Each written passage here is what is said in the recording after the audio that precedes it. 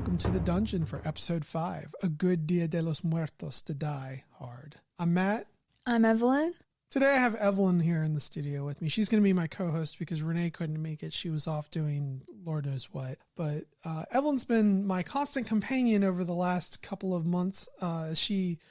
She's been with me to the AOS League, and she was also with me into the 40K League, and she likes to, for some inexplicable reason, put together models and paint them and play and everything like that. So let me ask you, Evelyn, when did you get into Warhammer? It definitely had to be elementary school, but I'm not exactly sure when I really started playing a lot or when I started playing at the store. I feel like you began playing for real, like actually playing and not just coming every once in a while to the store with me and, watching me play, or maybe I help you play. If you remember, you went to Nova Open with me. Oh, yeah. This was 2019? Yep, 2019. Yeah, that was really fun. Yeah. And what was your first army? My first army was Night Hunt, I think. Not your first army. So that was a first army that I kind of let her borrow while I had a bunch of it because AOS 2 had just come out and I thought they looked really cool. So I put them together. I kind of painted a little bit of them. She didn't really put them together or paint. I guess she helped me put them together, but they weren't really yours. What was your first army that was actually yours? My first army that was actually mine, that I did bring to Nova, in fact, was my Ogres. Yeah. So she played Ogres at a time before Maw Tribes was even a thing. She just used the Ogres out of the Destruction Handbook, and that was that. She just came over and whooped them good and ate them up. Most of the time, anyways. What drew you to Ogres? I'm just curious. I like that they seemed simple enough to put together. I'm not a super big fan of putting things together, but also I like the fact that they're very simple to play with. You basically just go up and you hit things, destroy things. ABC? Yeah. Always be charging. Why this hobby as opposed to another one? Like why not video games? Why not Dungeons and Dragons? Well, I was into Dungeons and Dragons for a little while. I fell out because of school, because I couldn't keep it up with school because it required time outside of just those sessions. But Warhammer, other than putting together and painting the models, which does take time, but I enjoy doing things with my hands. I didn't have to worry about missing something at school or having to chat with people and having to actually put in some lore. And video games never really hit it off with me because I wasn't good at first-person shooters, never liked them. I liked open world. Still play Minecraft, I will say. Most video games didn't have very much interest to me. I will preface this by saying I've seen Evelyn come down and listen to music in my hobby room or my game room. She'll go in there and put models together or paint models, and she'll actually get a whole bunch done. After her Ogres, and she's still got a little bit to paint up with her Ogres, but not a whole lot. You just about finished that army. After Ogres, what army did you start after that? After Ogres were my Bone Reapers, my Ossiarch Bone Reapers. And I really loved them. I loved painting them. My paint scheme was pretty epic, if I do say so myself. It was simple as well, which helped. But it was really cool. Yeah, and special thanks to Blake for giving her a couple more Ossiarch Bone, what are they called? Morghast Harbingers? Yeah, he gave her a bunch of Morghast Harbingers and Morghast Archai, and they are really nice. Thank you so much for that. I will say it's made it so that she can really play the game kind of a little bit better, because before she only had like 2. They're really mean, but there's only 2 of them in a unit, so... Recently, you've kind of delved into 40K as well. So what have you been playing with that? I got back into my Tyranids right before we locked down. I started playing Tyranids, started gaze them, started painting them up. Had it going pretty good, and then I couldn't play anymore. So I got back once we were able to get out and see people again. I got out and played Tyranids again, and they've been really fun just when I left them off. Yeah, you go forward and eat people with them? Yeah. Just nom, nom, nom, nom, nom, nom. Tends to be my theme with armies. I think you told me earlier that you really like the big monsters for Tyranids. Yeah, the big monsters, first of all, they have really epic lore. But other than that, they're like not super squishy, but they're not also overpowered. And they have their own little jobs they can do. Yeah. So that is pretty much Evelyn in a nutshell. By the way, Evelyn is 15. She is my daughter. And when she says she's been playing since elementary school, that's not a joke. Like, I used to have her play on one side of the board and I'd play on the other, and I'd say, well, you should probably do this or you should probably do that. And nowadays, she whoops my friends' butts in Age of Sigmar, pretty on the regular. Ira, do you remember when I was really young, I didn't play the game. I wasn't super good at the game, or I couldn't really understand it very well. It's maybe the third grade, but we did this YouTube channel. Oh yeah. Because I used to do YouTube battle reports because I thought they were so cool, and that's all I really wanted to do. And we had this like little camcorder thing that we used. It was actually a camera, like a normal camera that just took videos. So I would just take video and then cut it and edit it. I think, did you play a game with Tyranids? I may have. I think it was either that or Blood Angels. I'll have to look at it. The channel's still up. It only has like 6 or 7 battle reports. I didn't do that many, but I thought it was cool at the time. That was back in 7th edition. Yeah, oh. Little me thought it was just like the best thing ever. Yeah, that's cool. So today we're going to talk a little bit about our painting and hobby, and I'll ask Evelyn a little bit about hers, and then we'll get into some battles played. I've unfortunately only played one battle over the last 2 weeks because life just been whooping my butt. It's been really busy at work, and I've had to really get behind these kids and their schoolwork. Oh, let me tell you, don't ever have kids, guys. Wow. I look over at Evelyn and she's like smiling at me because she knows I'm not talking about her. She's actually doing really well in school. It's my son that needs to get the boot. But I was able to play one game, and I'm super happy I was able to play it with Jim. He's a great guy from the store. And I played with my Night Haunt because, Dia de los Muertos. By the way, it is the last day of Dia de los Muertos, the Day of the Dead. Yeah, I wouldn't know much about that, but I do still know some about it. Well, I'll have you know that my son, Perrin, has had to do a lot of that kind of stuff for Spanish class, and I've been helping him with it. So we've been learning about it, and I think it's kind of neat. So that's actually what our main segment is going to be about today. How would the various factions of Age of Sigmar deal with Day of the Dead? How would they respect it? How would they celebrate it? Would they celebrate it? And then what do they do with their dead? Like what do the various factions do with their dead? How do they bury them? How do they honor them in whatever way? I have a little bit of hobby tool segment, of course, in between the hobby and paint. And then we have a question answering time. And I think the question today is about Warhammer 40K, actually. It's about Crusade, those mission packs that they sell, that GW sells. So that's it. And can't wait to see you guys back for the hobby and paint segment.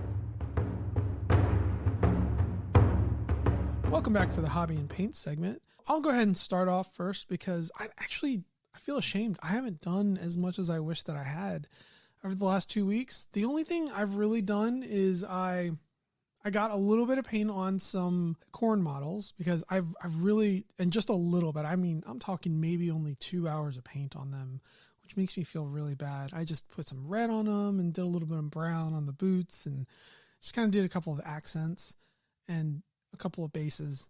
And then the only other thing I've done is I did put together my Gorkanaut. So kind of happy about that. No, I actually did a little more. I put together some of the Dominion box set, the Stink Boys for them. Yeah, I haven't really done a whole lot either. I guess I can talk about stuff before the big week of not doing anything.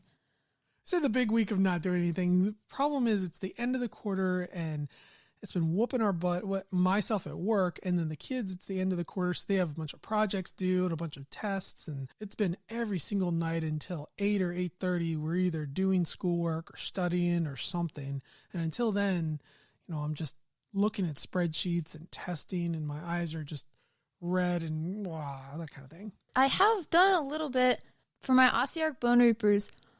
I did put together my Liege Cavalos and worked on like 1.5 dudes for my riders. 1.5 dudes, is that what the War Scroll name is, or did you just...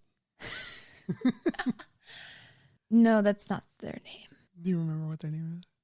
Cavalos Death Riders. Yes, Cavalos Death Riders. So she put together 1.5 Cavalos Death Riders. But before that, what were you doing? I was really working hard on my Bone Reapers army. I was putting a whole bunch of dudes together. I have like 40 little Mortite guard. Yeah, she did completely paint 40 Mortec guard. Well, I shouldn't say completely paint because I think 20 of them aren't based yet. No, they're not. They're painted. When you sit down and paint 40 guys, that's quite a bit, right? Yeah, and I didn't put them all together at the same time. It was like 20, and then I painted them and based them fully, and then I got another 20 and painted them completely, but I haven't fully based them yet. Blake gave you those Morghast Archive and Morghast Harbingers. Have you been working on those? I did work on them a little bit. I stopped, like I said, because of the whole school thing, and then we have my terrain piece. Oh yeah, that thing it's just been primed forever. I feel like it's not been doing well for you in battles, and the reason why is because it hasn't been painted. You just haven't shown it any love. I know, I've been trying. I went to High Tide yesterday, and I was working on putting together my Liege Cavalos and my Death Riders, and I was like, I should bring some paints to paint my terrain piece, and he was like, you're not going to finish putting together those dudes, and I was like, I know. Yeah, but you did get at least 2.5 models put together. And you know what? Maybe tonight after we finish recording, you can finish putting together your other 5, or I'm sorry, your other what? 8. Ooh, your other 8 Death Riders? Yeah. It'll go faster now that you've gotten a couple of them out of the way. Don't worry, I've got stuff to put together. You can sit in your mother's chair while she doesn't do any painting. By the way, Renee hasn't done any painting because she just started working full time during these 2 weeks that have been oh so busy for me. So her work has been having her come in pretty much every day. She does get 2 days off, but they're not 2 consecutive days. So sometimes it's a little bit hard for her to like sit down and enjoy things like gaming or painting because anytime she's at work, she's dealing with this stuff. Like she works at a hobby store. So when she's at work, she deals with it. She comes home and I'm talking about it. I make her do the podcast with me and she has to talk about it. Poor lady. It's her life. We've all been really busy. I will say through these 2 weeks, I also managed to get some Tyranids put together. Oh yeah, you did, didn't you? Yeah, I got 3 warriors put together. Oh, nice. Oddly enough. That's really good. At least you got that. And I do believe I primed those for you too. Yes. I just have to figure out if I'm sticking with my paint scheme, trying something new. Not all of your Tyranids have to be exactly the same. That's the best part about Tyranids, right? Yeah. Now is usually when I talk about what I want to do over the next couple of weeks, but I've been so frenetic about what I've wanted to do that it's so weird. I'll tell you what I do want to do. Let me just say it right out. I want to put together the rest of my Cruel Boys, and I want to prime them and paint some of them, and then bring them in and play with them a little bit. Because at first I was a little bit down on that army, but now that I'm looking at the little combos that you can kind of do, I feel like maybe I can make a little bit something of it. It might be a challenge. I don't know. I feel like I can make a Cruel list. You always like playing challenging armies. I do. You play Khorne a lot, which isn't always the best army, but it's still whoops. I like it because you really, with Khorne, you got to be strategic. You can't just ABC, even though that's what Khorne is about, right? Yeah, it seems super simple. I love a little bit of a challenge, so I'll probably be messing around with those guys, and I don't know, maybe I'll paint up some things for my 40k orcs, but I'll probably just be doing that, the Cruel Boys stuff. I'm going to put them all together. I bought a bunch of stuff. I still have all the Dominion side of the box set. I bought a Muckraker, the Scumdreck or something. It like slides its belly through the swamp and then has like this trail of poop that all the warriors dip their spears in, gives them extra mortal wounds. Gross. Oh yeah, that's awesome. And then I got like a Trog Sloth, whatever it is, the goblins that are like on top of the Trog that is crawling around. Oh, that thing is so cool. You have to look at it when you go in there. I put it together last night when I came home from High Tide. Ooh. Yeah, it looks really cool. It's this nasty, creeping, crawling looking Trog with like a howdah on its back and 2 nasty old goblins, or 3 of them actually. One of them's like beating drums, then gives +1 to hit for everything within 18 inches.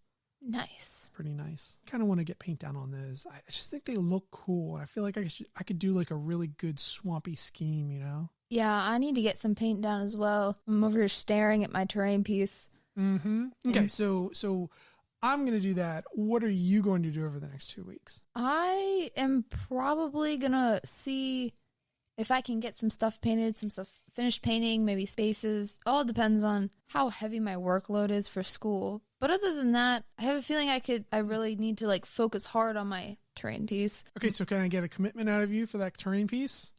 You know what? I'm going to try and have it fully painted by the next time. Excellent. 2 weeks time, fully painted terrain piece. Also, you're going to have your other guys put together, right? Sure. It's only 8 guys. You can put together 8 guys in 2 weeks. That's not too difficult. We'll see. Not difficult, not difficult. Now we come to the part of the hobby and paint segment that I like to call the hobby tool segment. In this one, I have knife versus files.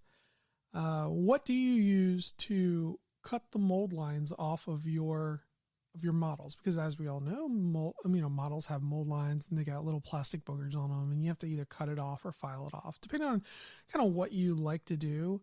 And it's funny, my youngest daughter calls it sharpening the model because she thinks that I was sharpening my models when she was like really young.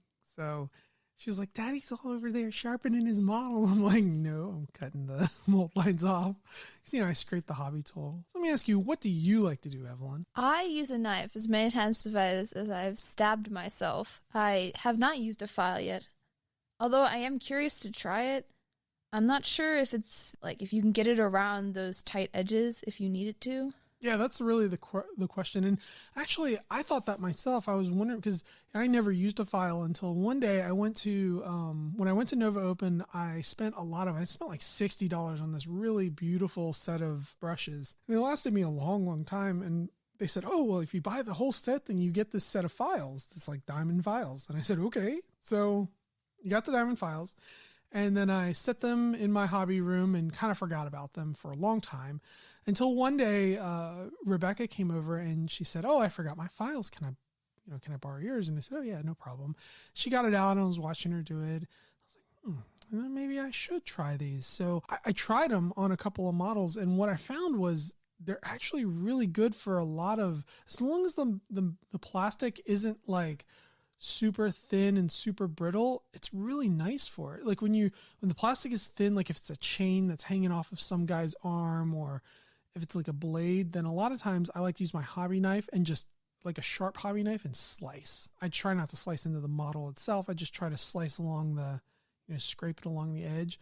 But a lot of times a file, if I press too hard or if I don't know, it's weird. It scores that blade and it makes it kind of weird. Makes it all kinds of flat. I noticed that when I file other parts of the model, sometimes I can get in there a little bit easier than I can with a knife, like in between legs or in like where the model's crotch is or little tiny places.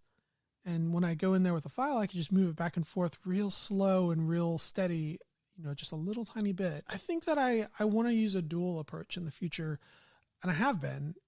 Where I use I use the knife for most of the delicate work, the real delicate work, and then I use the file for anything that I don't think will break off in my hand. It's a little sad. A lot of osteotic bone reapers is little itty bitty brittle bones that you have a hard time messing with. Those harbingers, oh God, they're such a pain to put together. Yeah, those harbingers are the worst.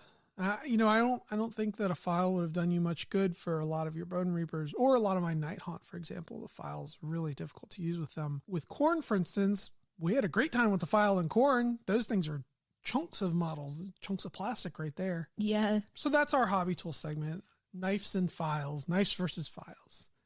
Never bring a file to a knife fight. That's what I say. Just think, if you do have your knife on you, then you can always accidentally stab yourself. But I've yet to actually stab myself with a file. Yeah, I've stabbed myself with a knife a couple of times. Especially when it's sharp. Thank you very much for listening to the Hobby and Paint segment. We will be right back with Games Played. Welcome back. We're going to talk about Games Played, and I've got only one game over the last 2 weeks, but it was a good game, and it was a very memorable one because of, we're celebrating Day of the Dead here. I wanted to play with my Night Haunt because I felt like, hey, what better army to play with than Night Haunt, right? And I especially wanted to try them out because I hadn't actually played with them in AOS 3 yet. I played with them a lot in 2, and I was very happy with them. And in 3, I'll have to say, I didn't much respect their unrendable saves because I thought so much about how I couldn't affect them with command points or with spells, the new Mystic Shield, and they can't use terrain. So it was a lot of me putting my hands up in the air and thinking, well, I can't really make choices with this army. So what good is it? It's just a bunch of 5-ups and 4-up saves. But I am happy to report that actually goes the other way too, because Jim, I could tell he would look at me and he would say, all right, you've got 15 saves to make at -2. That doesn't matter to you, does it? And I'm like, nope, I get a 4-up no matter what, or I get a 5-up no matter what. And then I would get like my 6-up death save. I could definitely tell that it affected him in the same way that it affected me, which felt like we weren't sort of playing the game, if that makes sense. He would say, okay, well, that Celestar Ballista is gonna get you, and it's a rend of it doesn't matter. And I'm like, oh, I'm sorry, man. When I roll those 4-ups, I mean, when I didn't, he'd do d6 damage and it would like kill a bunch of things. But when it did happen, it would just shut him down immediately, just no matter what. I'd be like, oh, well, I rolled a 4. I'm oh, sorry. One thing that Nighthaunt has going for them, though, is they do have pretty good rend on a lot of their attacks. And they do lots of mortal wounds, which is very, very good in this edition. Anytime you have a lot of mortal wound output and you've got some rend on your guys, you are doing really well. The little chain hordes, those chain rasp hordes, they didn't do that great because they have a 5-up unrendable save, which isn't that good. They have a bunch of attacks, but they don't have any rend, and a lot of times now you've got things with 2-up or 3-up save, and they just kind of shrug it off and say, okay, good luck, buddy. If you compare that to, say, the Hex Wraiths, who I'll run over some people and say, oh, well, here's 2 mortal wounds. And then I come in, give them an extra attack, and all of a sudden there's like 6 more mortal wounds because, I roll 6s, and he's looking over at his dwarfs with 2+ armor saves going, wow, I just lost like 6 guys out of 10 to mortal wounds. And that's hard to deal with. It would be hard if he was Stormcast. It would be hard if he's dwarves or with anybody else. Lumineth would be hard pressed to deal with that as well. And of course, Nighthaunt do have some decent casting ability and decent abilities to dispel. So I feel like they play that part of AOS 3 particularly well. They're still sort of a force to be reckoned with. I feel like although when they go down real hard. Like he charged his cavalry into my Hex Wraiths and killed them like from 10 to like 2. I think I had 2 Hex Wraiths at the end of that. I was like, oh no. It was a little bit of a pucker moment there. I did end up pulling out the win, but I feel like if he had, it was a pretty close game as far as in the second round, if he had hit me on my left flank a little harder and left my right flank alone, because I overcompensated on my right flank to deal with his Iron Drakes, the shooting dwarf guys. But if he had left that side alone and gone on for my left flank, I'm pretty sure it would have collapsed, and I would have just been like, oh no, what am I going to do? But one good thing about Nighthaunt is that they don't suffer from a lot of the maladies that other races suffer from when they get hit with endless spells that are like, okay, I think he casts that Comet almost every turn with really, really good results. He would say, oh, well, there's 2 mortal wounds here, 3 mortal wounds here, a couple mortal wounds here. And then I was just bringing Nighthaunt back left and right. Then during my hero phase, I would just bring him back with one ability or another, or one spell or another. And I think that was having an effect because instead of whittling down my guys, it was just sort of a null. And I don't think you want to go for a null when you're talking about offensive abilities like that. You want to, I think it would be much better if he had been able to say, okay, well, here's D6 mortal wounds to this squad of Hex Wraiths, and then here's D6 more or D3 more, and here's some more mortal wounds and have some more stuff. If you just try to get 1 or 2 mortal wounds here and there on my squads, then I'm just going to regenerate them in some way, shape, or form. So that's how that game went. Jim was really great about it. And he asked before the game, he says, do you want to play against Gotrek or not? And I said, I played against Gotrek last time. I wanted to see what his army was like without Gotrek. And I will say he has got that casting down. And I mean, down. He's really good at casting that army. And he's got a lot of good potential with shooting. And I feel like if he hadn't taken the 2 Celestar Ballistas and the Rune Lord, and then taken like 1 more squad of Stormcast, then I would have been in some real trouble because those Stormcast, they are really mean. They, like I said, they killed my Hex Race almost to a guy. So that was how that went. Overall, I was very happy with with how the Nighthaunt played, and I felt like they were a little bit of a glass cannon, but they are still a cannon. Even if they shatter on impact, they will still do some impact. During the game, I also I told Jim that the Black Coach was a monster because I honestly thought he was, even though I forgot to do his Monstrous Rampage completely. And it turns out I am wrong about that. It is a behemoth, but it's not a monster, which is very odd. I feel like it should be a monster. Do you feel like the Black Coach should be a monster, Evelyn? Sort of yes and sort of no. I feel like in AOS, a lot of the monsters look like monsters, and that may be why it's not considered a monster. I guess, but it's big though. It's huge. It is pretty big. And I did give him a point for it, so at least he got the benefit out of my accidental telling that it was a monster. The only monster that they have is a Morngul, who, I mean, he's good. He's not bad. Morngul isn't bad, but I feel like it reminds me of the Trog with a Break-a-Boss on top, where you like smack it for D3 mortals and gets a bunch of attacks. That kind of is what the Morngul feels like to attack. Yeah, I've seen that dude. They both look pretty cool. The Morgul is so terrifying. Oh yeah, that thing is really crazy. I wouldn't have played with it probably, but I wanted to feature it in my battle because it was featured in the short story that you guys will hear later. So I wanted to play with it. I wanted to see what it looked like, what it did on the battlefield, because I feel like it really is a scary monster. It is super scary. For anybody that doesn't know, a Morngul is the geist of a person who starved to death in some horrible way, and they crawl on two oversized hands with huge claws, and they stuff their gobbet with meat and whatever viscera, and it just falls out the bottom side of them because it's just their guts are just hanging out, and so they leave like splatters of blood and trails of horribleness all along. That's pretty terrible. It's pretty awful. It is. I feel like almost everything in that Nighthaunt army is pretty awful, but I love painting them. They were one of my favorite armies to paint, and I still have a couple of models that are like half painted in that army. So maybe in the next 2 weeks I'll pick one, maybe Reikenor the Grimhailer. I still have him, and he's like 3/4 of the way painted. The only thing I really have to do is his skin a little bit and some blood effects, and then maybe his base. Maybe I'll do that. Yeah, that sounds pretty cool. I'd like to take credit for the paint scheme because that was my idea. Evelyn, I was like, Evelyn, what two colors don't go together, but you think that I could make them go together? And she says, purple and fire, and like purple and orange or something like that. And I was like, okay, let me try this. So I painted them purple, and then on the edges they're like on fire. And I've talked about this army a little bit before, about how they're constantly running from fire that burns them, that they can never outrun, but it never fully burns them up. Yeah, that part of the lore wasn't my idea, but the colors were mine. I thought it was cool. In fact, that was the first time that I saw an army and painted it to what I thought would be like cool looking lore, and it all worked out. It all everything fit into place. Yeah, it also it looks super cool.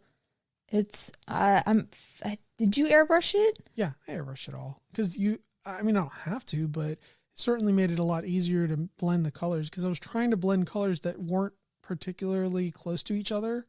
So I had to go light or dark to light, and then back to dark, and then light again. I had to make fiery edges, and then they went to dark, like a dark red that bled into a sort of brownish black, and then a purple, and then light purple on the edges. And then they have green for skin, because they're supposed to be like ghostly green skin. Ghostly green? Yeah, because they're ghosty boys. Yeah, it looked really cool. I like them a lot. Oh, and they have swamp bases. I poured resin for their bases, and it's all like nasty swamp. Yeah, that was another thing that was like pretty epic. It's kind of like with your Deepkin, where you made like really resiny, watery, gross looking bases. Yeah, that was actually my first attempt. The Deepkin were my first attempt at a water base, and I wanted to make them kind of like the ocean, so they were a little bit more blue. But these Nighthaunt were my second attempt, and you could tell they look a little bit better. Everything looks a little more like a swamp It's kind of greenish. It's got like a bluish green tinge to it. And when I did my Stormcast, which I'll do my orcs in the same scheme, I did my Stormcast in kind of like a little bit of a swamp, but more of like puddles of green swampy on the ground rather than like resin filled. And I think that's what I'm going to do with my orcs as well. I'm going to make puddles out of water effects and things like that. Grossness. Grossness. That's what I like. So enough about my battle. Let's talk about your battle. My last battle was actually a humongous siege for the 40K league that I was brought to. I know Dad didn't play in it. Yeah. Okay. So I was tapped to get into this, to do this free RPG day thing. And I did the zombie side one. And afterwards, they had already started. And I think they were like a half hour, 45 minutes in by the time I was done. But I was just exhausted. Like if you ever DM, you can't do anything after that. You just kind of have to lay around in a daze. I was really exhausted after that. Yeah, I understand. I also sort of played in that demo game while I was waiting. And then all of a sudden my mom comes in and she's like, hey, they're starting. And I'm like, oh, God. That was fun. It was cool. What happened in the siege? So I got there and our side was working on setting up because we were setting up first. The guy who plays Nurgle came up to me and was like, hey, do you want to go in front of my dudes so nobody can get to them? Because he was playing a mostly shooting army. And I was like, that sounds pretty epic. And so I did. And I basically ran up and got all their dudes into combat and just held there. By the way, that guy that plays Nurgle, he is a super, super great guy. He's great painter, too. I love the look of his models. They look fantastic. It made me want to play Nurgle, not going to lie. I know, right? You see it and you're like, oh man, maybe I could do a little bit of that. But I gotta focus. Yeah, we have to stay in our lanes. We have to keep our blinders on. Although Maggotkin of Nurgle are coming out, and I feel like that would be a good Christmas army, right? Yeah, that'd be super fun. So my Hive Tyrant, my Broodlord, got into it with, whose Dreadnought did I get into? Was it Phil's Dreadnought? It may have been. Blood Angel's Dreadnought, or was it like a... It was either Blood Angel's... Shark Dreadnought. Or the Sisters. Oh, the Sisters Battle Dreadnought. It was one or the other. I think it might have been Blood Angels, though. And I just sort of held there, and he was like, I can't do anything. I can't move. I can't, like, go get other things. I have to focus on you. And neither of us were killing each other, so it's just sort of like... Oh, you know what? It must not have been the Blood Angels Dreadnought, then. It actually must have been the... It was probably Blake's Dreadnought, which was Shooty Dreadnought. Yeah. So it didn't have like a bunch of close combat weapons. It just kind of stomped you. Yeah, which neither of us really did a whole lot. I did have to leave early, sadly, because my mom had been there for like 12 hours. Yeah, because she was like, oh, I'll stay after my shift and wait for Evelyn. And I went home and they came home eventually. And Evelyn was like, I had to leave early. And her mom was like, I don't want to hear it. Yeah, I will say... One thing I could have done different in that game was I got my Gene Stealers up out there and they died pretty quickly. They didn't really do a whole lot that game, which was really sad because they really can do a whole lot. They can murder something as soon as they get up there. They are the epitome of a glass cannon. You know, if you want to play more like Gene Stealers, I actually think that you should try out Gene Stealer cults. I think you might like them a little bit. Because they use Gene Stealers. They use the tactic of your opponent sets up and you set up blips. And they've got a lot more shooting in Gene Stealer cults. I will say Tyranids has almost no shooting unless you bring Termagants. Yeah, I've got a lot of close combat Tyranids, but I don't have hardly any shooting, no exocrines, I don't have a whole lot of huge psychers or anything like that. So, I mean, the big psychic shooters. So Evelyn doesn't have a whole lot to choose from as far like I don't have any Hive Guard or anything like that. So nothing tournament shooty or anything like that. And I feel bad because she kind of has to run up and chop things to death. Which I do really well, I will say. But sometimes it just doesn't, against a bunch of guns, she just dies. So I feel like you should maybe do a foray into Gene Stealer cults. Plus they're going to have, I think that Gene Stealer cults is one of the next couple of codexes that are going to come out because they did a preview and they're doing like a 2 army thing with like Genestealer cults on one side and Adeptus Custodies on the other. Ooh, that sounds pretty epic. So you might want to consider looking into Genestealer cults. They have a bunch of really cool models too, and I don't know, I enjoyed painting them. Yeah, that was an army that I thought was another one of those like really epic paint schemes. Mainly because everybody complains about the color yellow. I never really understood why, but your entire army paint scheme was mostly yellow. It's all yellow. Yeah, I was like, I'll just paint them all yellow. I don't care. And I think it looks fine. Didn't have any trouble painting them up. I used airbrush where I could. I brushed some of them. I don't know. I love taking Imperial Guard, and then just like, or Astra Militarum or whatever you want to call them, and then converting them. That's what I like. So gross. Oh yeah, it'll be just this normal Imperial Guard guy, and he'll have like a talon or like a super big head with like no hair and throbbing veins or whatever. Yeah, that army was really fun. But you can always, when it comes out, you could always paint, or not paint, but you could always play with the models that I have too, if you wanted to just do something different. Yeah, just try it out. And you've never heard of Adeptus Custodies, have you? I've heard of them. I've never played against them. I've never played with them, but I have heard of them. They are, if you could imagine ogres, but in 40K, and they're super good at shooting, and they have a super good armor class, and they all have invulnerable saves. Ew. Yeah, and they move fast, and they shoot well, and they reroll hits, and they do this, and they do everything perfectly. Ew. Oh, and the other things in their codex are Sisters of Silence, which are psychic blanks that essentially just say, oh, you've got a psyker on your side? That's cute. No, you don't. I'm just going to shut that down right now. That sounds gross. Yep. They're pretty good. And low model count too. So you might want to consider that. Really good, really nice and, nice and ogre-y. Ogre-y. ABC, right? Yeah. Kind of an ABC army. Yeah, my ogres. I saw the kid who's playing ogres. Hunter, yeah. So Hunter was starting it with ogres. I was like, oh my God, I remember them. You know what you should do the next time we go? Because our league just ended. You should bring your ogres next time and do a game with them. Ooh. You mix it up a little bit, right? Mix it up, make it a little fancy. Yeah, I like playing different armies on different days. I do like to be a part of a league, but I don't like playing the same army for like 12 to 15 weeks. It just starts to get repetitive to me. I like to have different. That's why I have all these different armies, honestly. I love my Deepkin. I want to play my Deepkin again. I love my my orcs. I want to play war clans again. Hell, I even love my my little grots. I want to play some grots eventually. Little grots. And also I was pumpkin patch. Pumpkin patch. Yeah, I was looking at that army a little bit. I was kind of side-eyeing it because Mom played it when she went to Nova, right?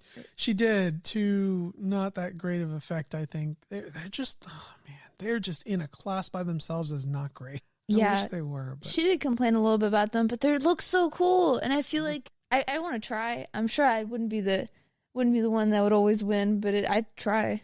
Mm-hmm. Hey, you could always do what I do. Fight those uphill battles, right? Yeah. That's the only problem when I bring things like my Deepkin, I kind of am like, I brought my Deepkin tonight. I'm real sorry. And then I look at my opponent and he kind of looks at me in size. I'm like, well, I don't have 15 or 20 eels. I only have like 6 eels, 3 of each, I've got 3 guard and 3. So I have a bunch of different stuff in the army, but that army is strong. It is strong. When it first came out and was uber broken, I remember you got it and I was like, people are just not going to like that. No, and I loved it though. I love the models. I love painting it. Oh, and it looks so good. I'm looking at it right now and I love it. And that was when I first noticed you use it. We used shimmery paint, really, really shiny. Oh yeah, I used the color changing paints because Rebecca left them over here. The fool left her paints over here. No, I'm just joking.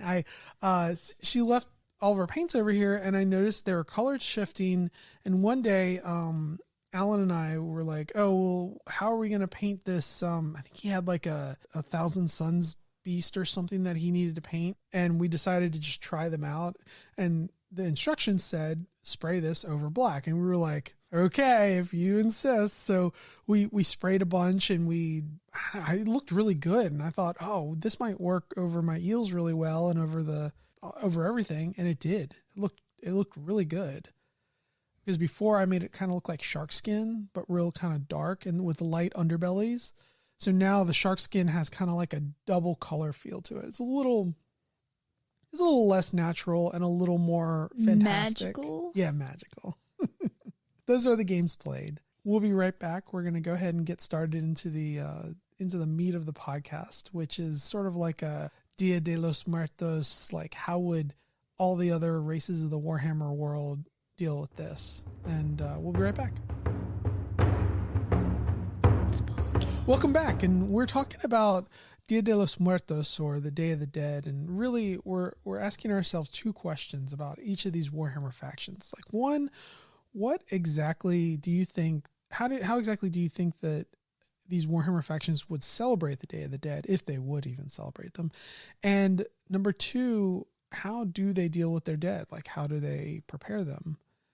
And I guess we should start with Cities of Sigmar. Do you want me to go ahead and start? We'll kind of sound off. Yeah, sure. Okay. So cities would kind of do either a cremation or a burial, but probably cremation, because if you think about it, they wouldn't want them to come back as zombies and skeletons.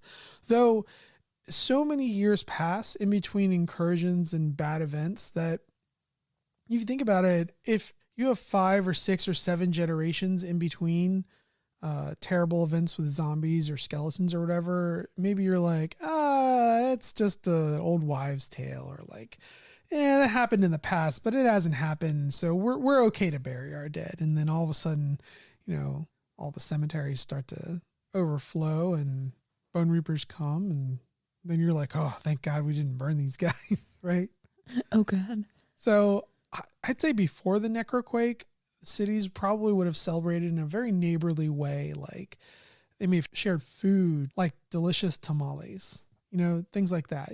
You would maybe go over to your neighbor's house, and you would share food with them. They would share food with you, or sometimes maybe kids would come up to you and you'd give them small treats or coins or something like that. And I know for the Day of the Dead, it varies how it's celebrated by locale. It's not like our Halloween, where everybody always just goes out and trick or treats. If you're a kid and you maybe have parties or whatever as an adult, Dia de los Muertos is celebrated very, very differently, even sometimes amongst different townships. But a lot of the common themes are some sort of like kinship, and it's sort of like, in some towns, they say that they celebrate, if it's like children that die during the year, then they celebrate that child's life and the horrible accident that might have befallen them. And if it's like a person who is like older, then they celebrate that like a life well lived, and they kind of empathize with their neighbors and share food, and they give small treats to the children. And the children they don't say trick or treat. There's no like trick part of it to that. It's just, just treat. they come up and they ask for something, and you either have something or you don't. And if you do, then great, you give it to them. If you don't, then you say sorry, and they say no problem and happy Dia de los Muertos, and they kind of run away. So, but I think after the Necroquake, since death is sort of felt so terribly after, the Night Haunt must have really put a damper on any of those kinds of celebrations, right?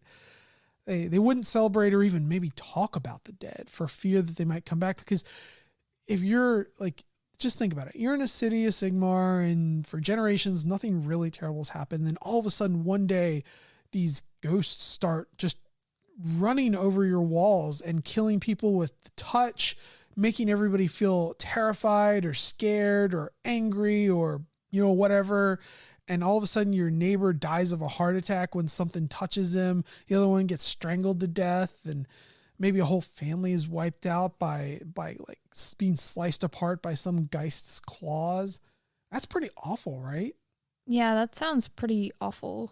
I wouldn't I don't think that they would want to even celebrate anything like Day of the Dead after that, because they would have such fear of attracting Night Haunt. I mean, this is something that might affect them for generations or even hundreds or even thousands of years, because this isn't like earlier where it's like, oh, well, we had a couple of zombies show up and they besieged the city and we drove them off, no problem. But these are like actual ghosts that they come into your house and they say, hi, we're here, deal with us right now. And when you stab them with a sword, it goes right through them and they laugh at you and then kill you. Haha, spooky ghost touch. Yeah, that's pretty awful, right? So that's how I think Cities of Sigmar might have done it before and after. Do you want to take Daughters of Cain? Yeah, sure.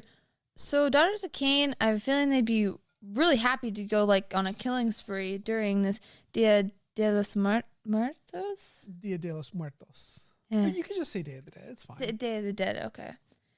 But when they themselves die, someone close to them, their friends, family, like they would be really sad, it'd be really somber. They probably wouldn't celebrate a whole lot to do with them actually dying. I don't think they would recognize them dying really, or like, because they all would go to whatever hell there is. So Slaanesh. Yeah. They either have two options, right? You either go to Slaanesh and are consumed by Slaanesh, even a sleeping Slaanesh might consume an elven soul, or you go to the underworld, which is their underworlds are taken over by Nagash, and Nagash is like, well, you're part of my horrible slave Night Haunt army now, mwahaha. Or like a third alternative is you go to the underworld and it's no longer there and you get sucked into the Shaiish Nadir and your soul is torn apart. That's pretty awful, right? Yeah, that's pretty terrible.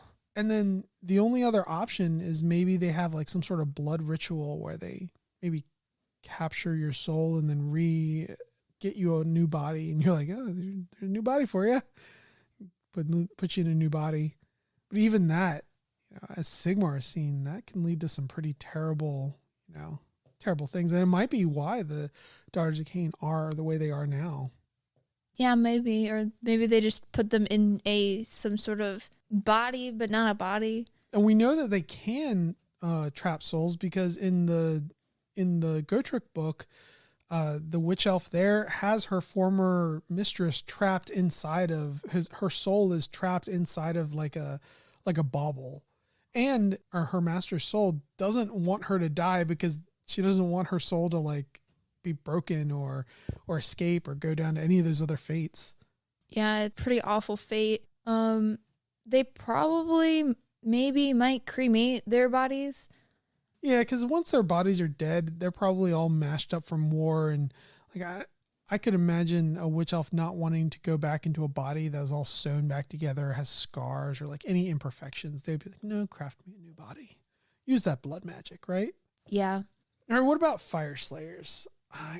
We know that they burn their dead because they melt them down to get the Urgold back, so that way they can re-imbue the Urgold into another fire slayer. Because they're all about that gold. Yeah, they do. That Urgold. Your gold. They mostly do celebrate the old ways, even though some of them are cannibal Holocaust nastinesses. But that does mean revering and honoring their ancestors. So they would probably have like days of ritual and prayer and feasting. I could see them being more akin to how we would celebrate Day of the Dead. They would feast, they would pray, they would honor their ancestors. Maybe they might even daub themselves in war paint or something like that. What do you think? Yeah, I think they'd celebrate pretty hard. It might get a little wild over there. Might get wild. And we know that dwarven souls can come back, and old Warhammer lore, they can come back, and maybe they only come back during this day, but it could be not that way. I have no clue nowadays, though, in the realms. But that's fire slayers. What about Iden Deepkin? What do you think about them? So they actually have soul masons. They probably wouldn't respect or need to respect their dead very much. They don't really have a feeling for that. They probably would just, let their fish eat their dead.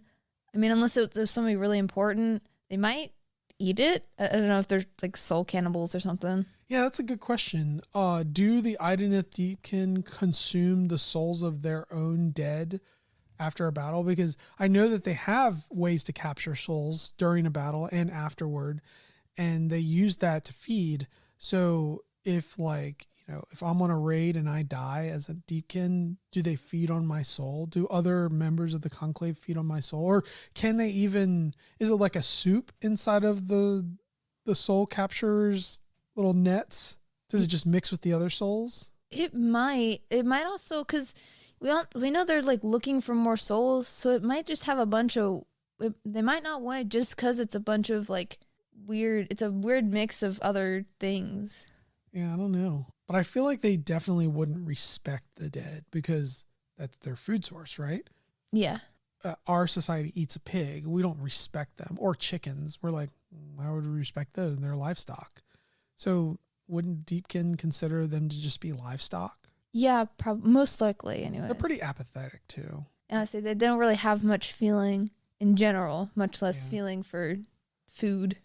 What about Caradhran overlords? What do you think about them?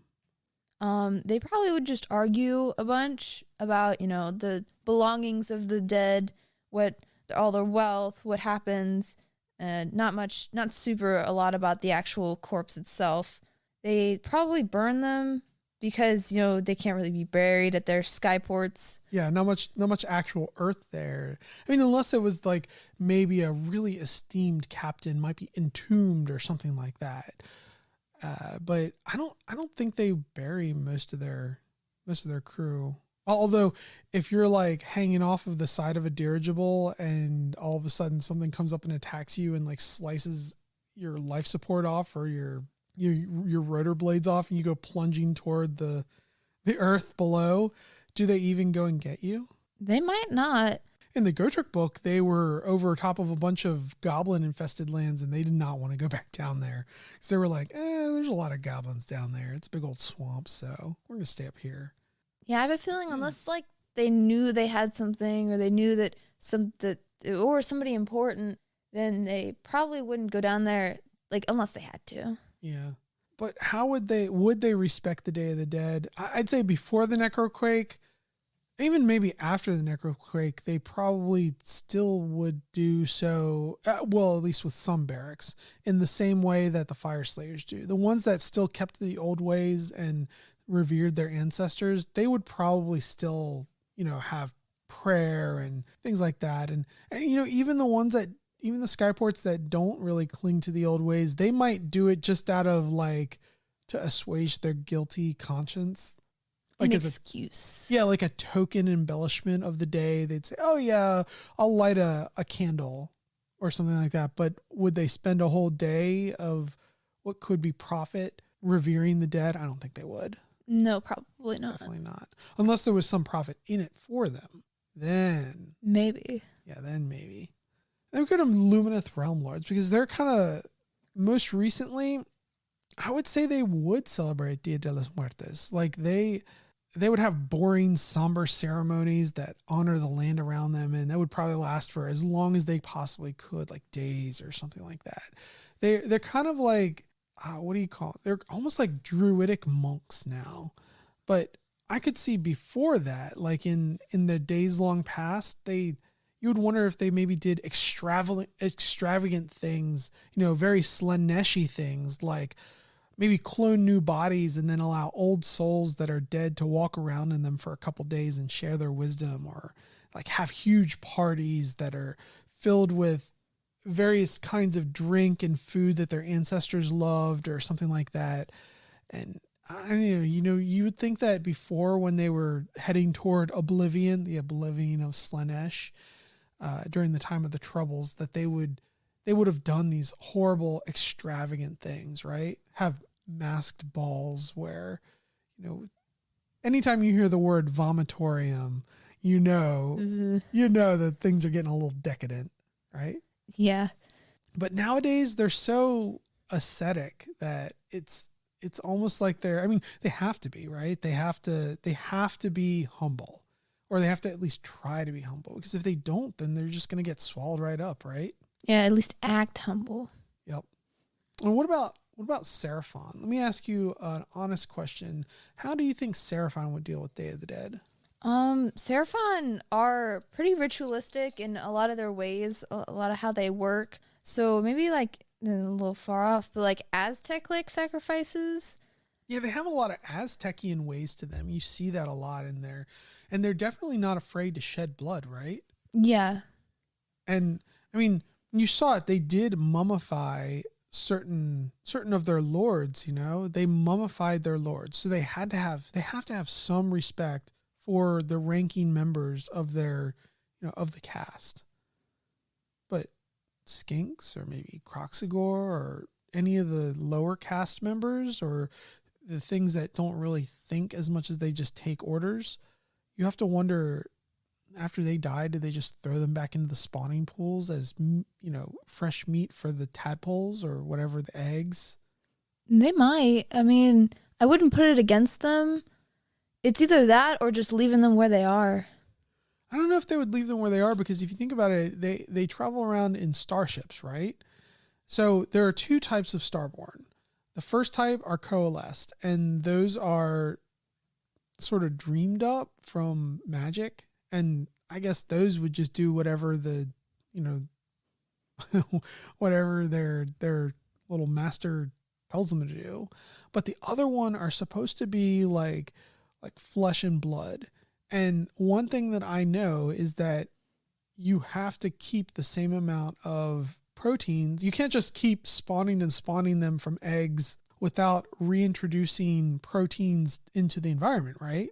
Like if you have spawning pools, those spawning pools have to have some sort of protein for the tadpoles to eat. They've got to have something in there, some nutrients. Yeah, some like sustenance to keep them going. Mm-hmm. And they have to put something in there. And if you think about it, like they could theoretically put humans in there, some humans, but if they put something in that's tainted by chaos or tainted by amethyst magic of death, it could be really terrible, right? Yeah, it could end up pretty catastrophically. Yep. There could be spawnings that they just have to, like, I don't know, give up on. I don't think they would necessarily respect a holiday because they don't feel like, I feel like they're very singular in their purpose. They were like a race created to do a thing, but they do seem to revere their like sacred ancestors. Yeah, they seem like if you go back far enough, they'd like respect them, revere them. You know, it's the old ways, how they used to be super great. And maybe they think they still are super great. So maybe like ritual sacrifices. I think that's definitely it. So Stormcast. It's kind of like a bit like celebrating themselves, right? Because they're just like, oh, I'm dead. Look at me. You better. Oh, hey, other Stormcast over there. I've died twice and you've only died once. So I'm the deadier Stormcast. I think you need to respect me and not the other way around, buddy. What are you talking about? I've died like 3 times now. Oh my God, 3 times? How could I forget? You've been on that anvil longer than I have. But I couldn't imagine them actually wanting to like revisit death, because they always seem to have memory of their death and they know what they lost when they die. Like the guy who lost his sense of taste, he knows that he lost it because of a certain death. And they would not want to relive that. So I don't think they would have a Day of the Dead, right? They wouldn't respect it. They wouldn't, and they have nothing to do with their dead. When they die, they zap back into lightning and go back. So who cares, right? Yeah, I have a feeling death. Body, no anything.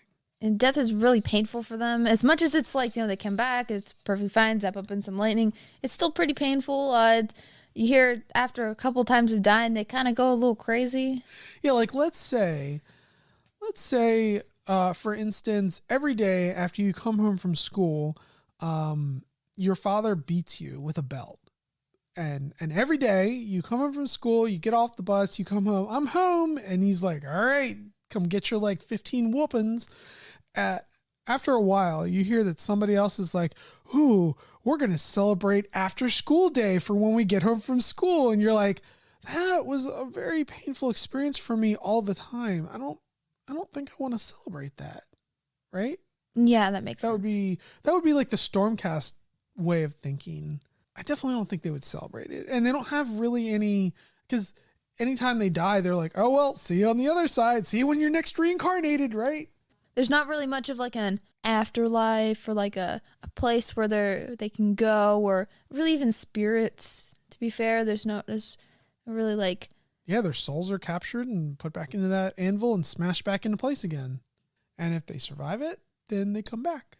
So what about Sylvaneth? What do you think about them? They probably let whoever's dead just lay there, unless like Nurgle was hanging around, or like, because, Nurgle's been coming out. They might not do that a whole lot anymore. They could burn them and like plant seeds in them, like in their ashes. That might be like cremation.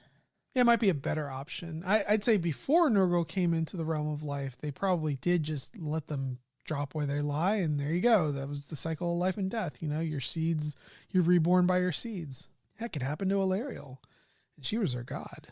Afterward, after Nurgle, they probably do have to do something with fire, and you burn things and then have the ashes replenish the ground.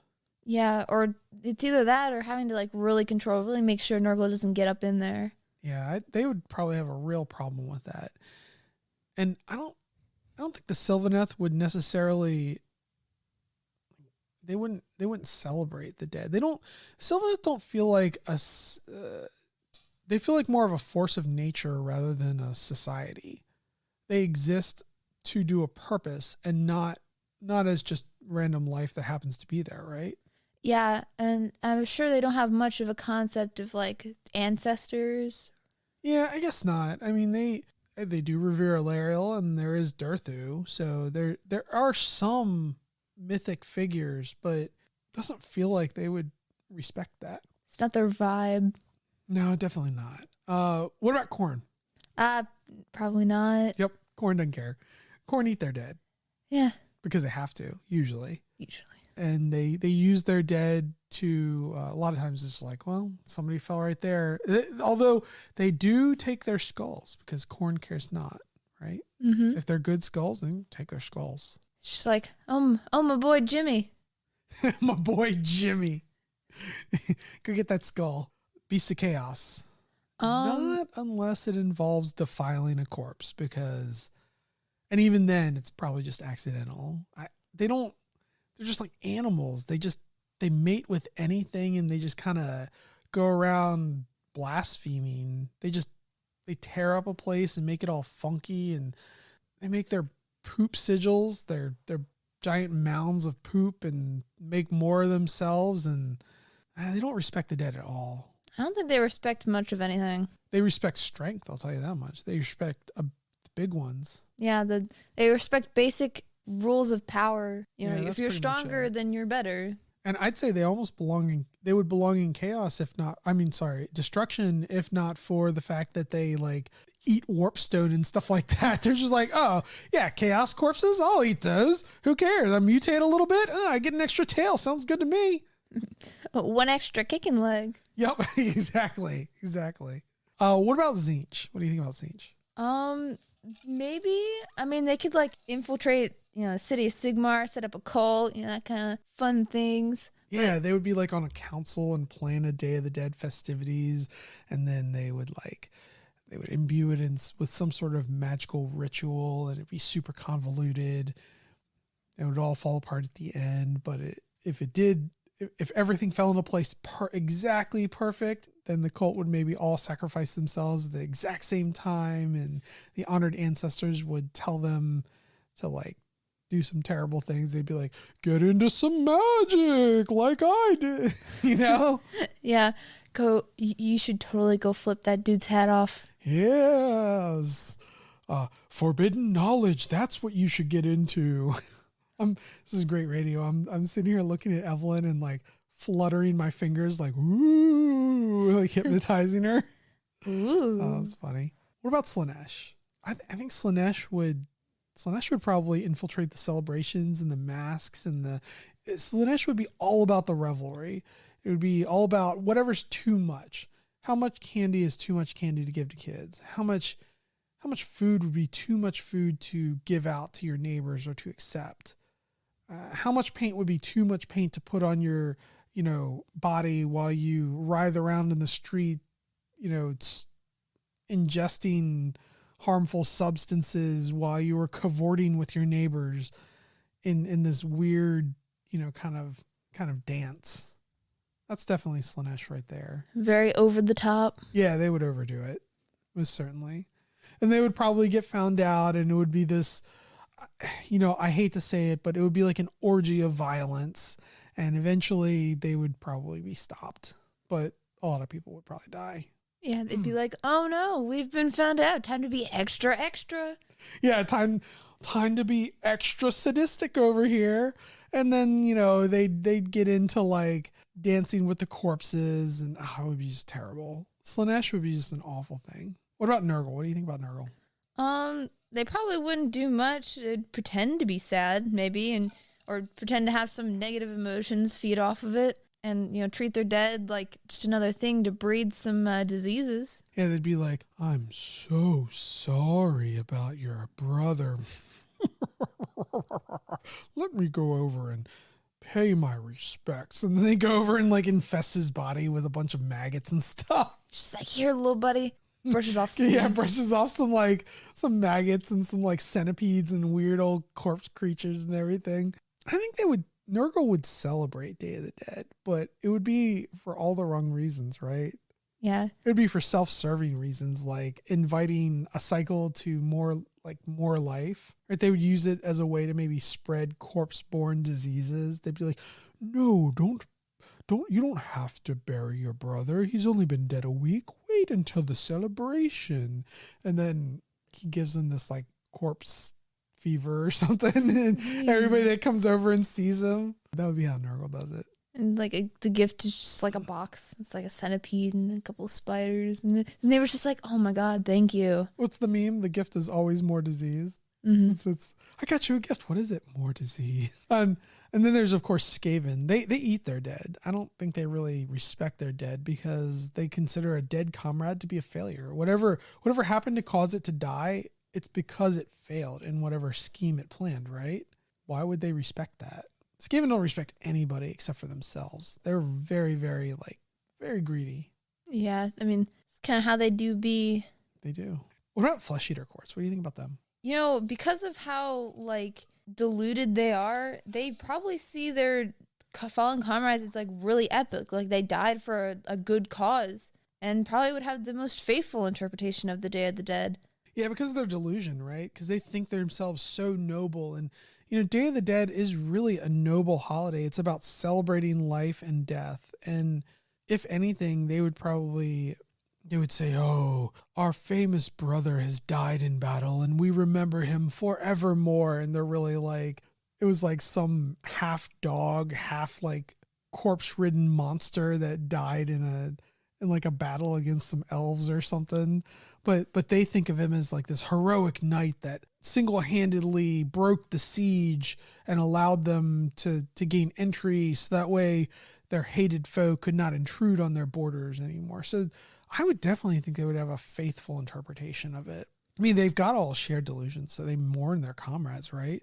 Yeah, I have a feeling it'd be a ceremony, but it'd be an odd ceremony. Yeah, because they have such a medieval society, such a society of masters and vassals, that it creates this breeding ground for superstition and odd ceremony. And that's where you would see most of these, it would be like a feast day, right? Yeah. So I think flesh eater courts would definitely do that. Although I think they would also probably eat the dead bodies. Yeah, but they would probably also think that they're having a great feast. Oh yeah, maybe they would save them for a special Day of the Dead feast. They're like, "We will honor our fallen brothers in this treasure of treasures," and it's bloated, nasty corpse meat from months ago that's all rotten and funky. It's all funky. Gross. Yeah, it's nasty. Or maybe they're like desiccated prunes because they buried them in sand, so they're meat jerky corpses. Meat jerky. I mean, if you salt it enough. That would be nasty. Over to Night Haunt. Night Haunt, would they know Day of the Dead from any other day in their torment? Because Night Haunt, when you were in pain, I know that when I had my surgery and I was in pain, every day was just like the other. I missed Mother's Day completely and felt super bad about it. To me, that was just another day that I was in pain. So I was just living to try to like get out of that pain. And if these spirits are like in constant torment, they just might not recognize it.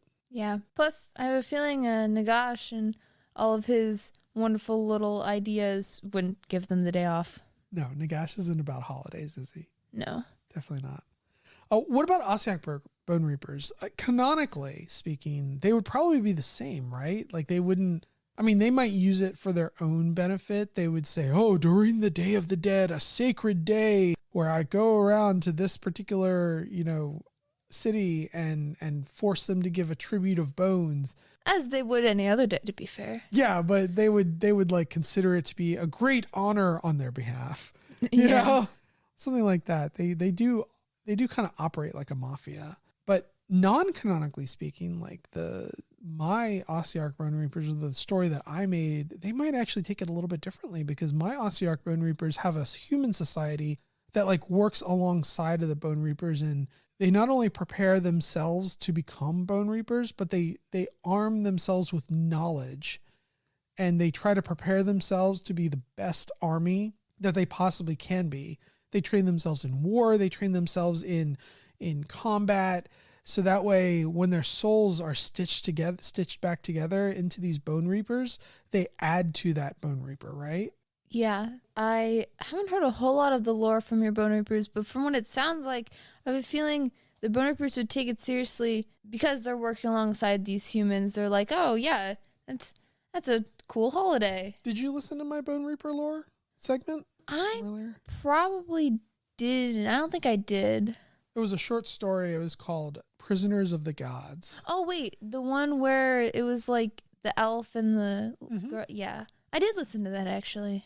In it, I kind of was trying to do a little bit of world building for Bone Reapers and making it so that like there are cities of humans that live in Shaiish, and there has to be cities of humans that live in Shaiish, because the Bone Reapers need more bones. They have to go to these cities and get more bones, and they need strong bones. So if they had a society that worked with them rather than them constantly coercing them to give them like half rotted bones, or maybe they have to go in and slaughter half the city to get the bones that they need. If they instead had a city that worked with them to try to grow their population and give them more and more and more bones each year, and revered them like Nagash wants. Like Nagash wants people to worship him, right? And since he is the Bone Reapers are Archon, and the Archon is Nagash, or Archon the Black is Nagash.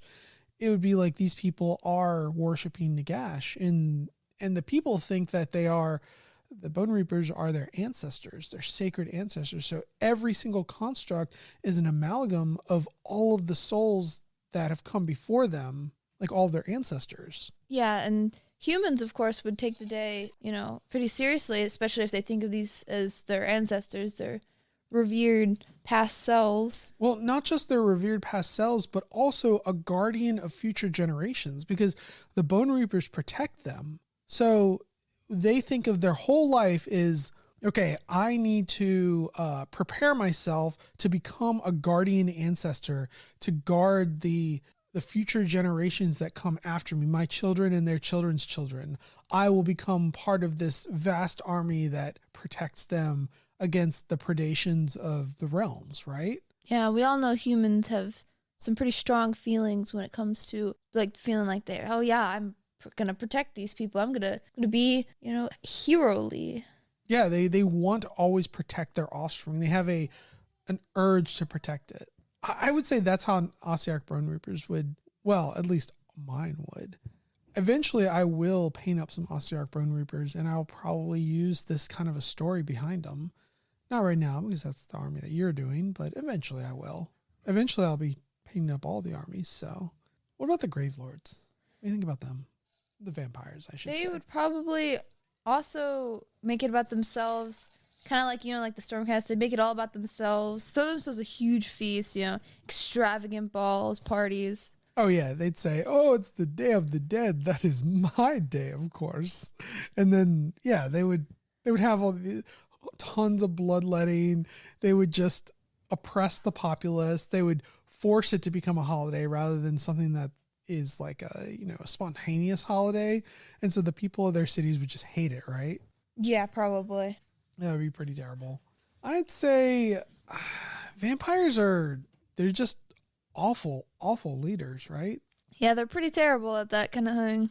I guess we should head on into Gloomspite. What do you think about them? I'll tell you what I think. I think they make their dead into breeding grounds for like spiders and mushrooms and maybe like brews. I don't think they have much respect for the dead.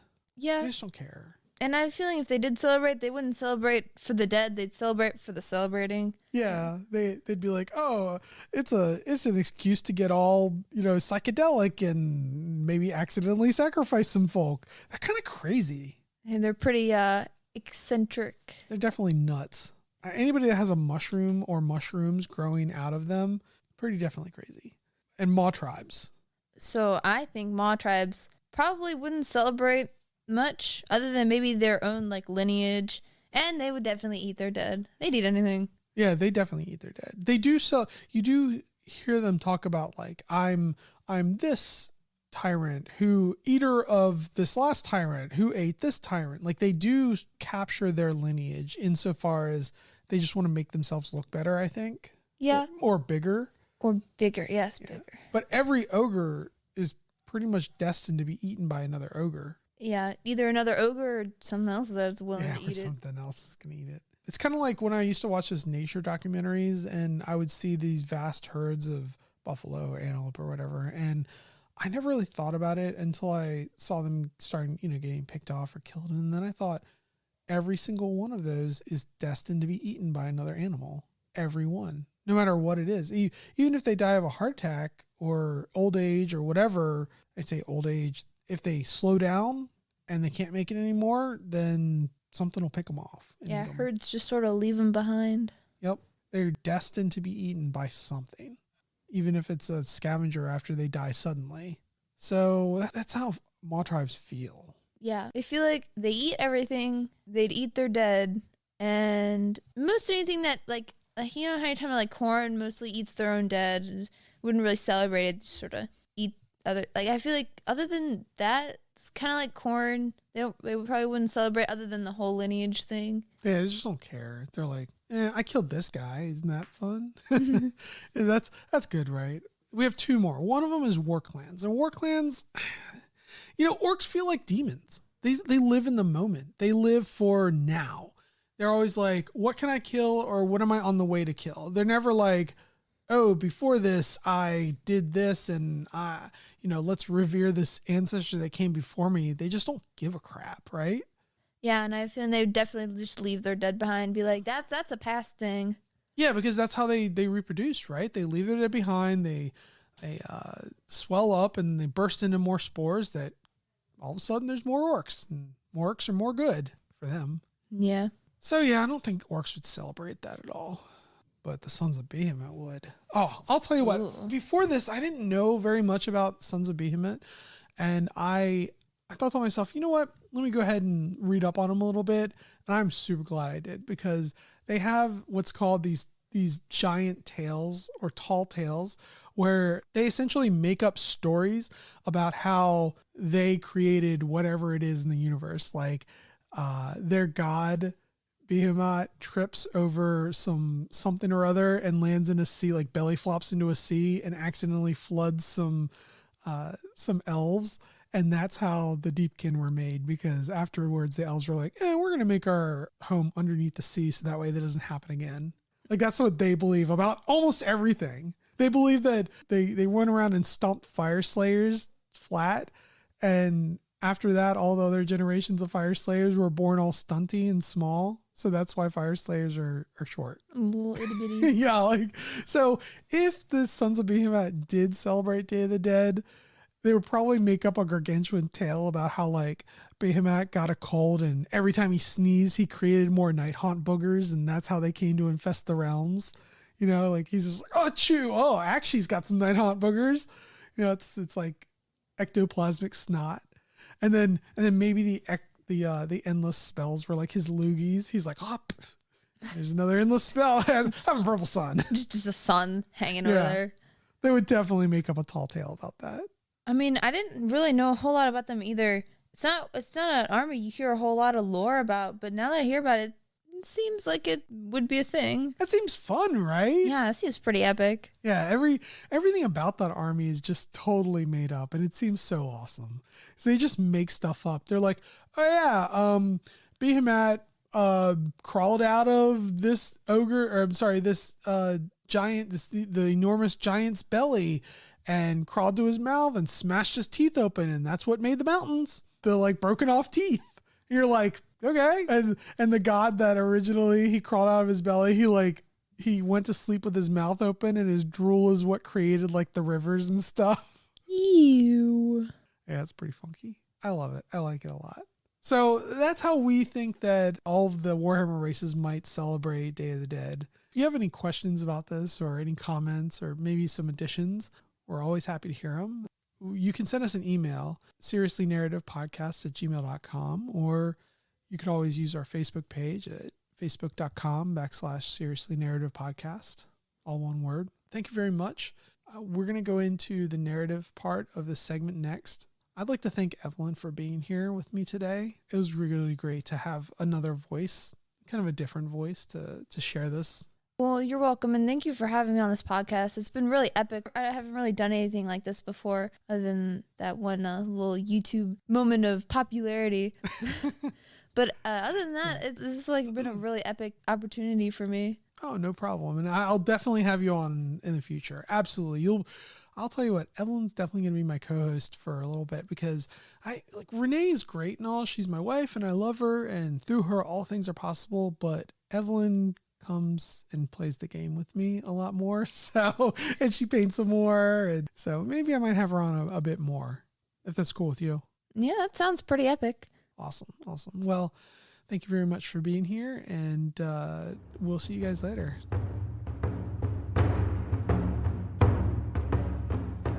You're about to hear a trio of short stories that I wrote over a couple of days, kind of in an homage to the teenagers telling stories around a campfire, or people trying to scare their significant others or their friends as they around a campfire in the woods or in a remote location. I thought to myself, well, what would the people of Age of Sigmar realms, what kind of stories would they tell? How would they tell them? Would they be as just awful as the lore suggests? Would they have some sort of like a black humor to them, or like a dark humor? Or would they be just creepy? Or would they be more like fables, like life lessons? This is kind of what I came up with. I wrote it over the course of 3 days because there are 3 stories, and I figured I'd do one each day and see what I can come up with. Originally, I was going to record them separately and present them at 3 different time slots in the podcast, but after I was all done, I thought, well, maybe I'll just go ahead and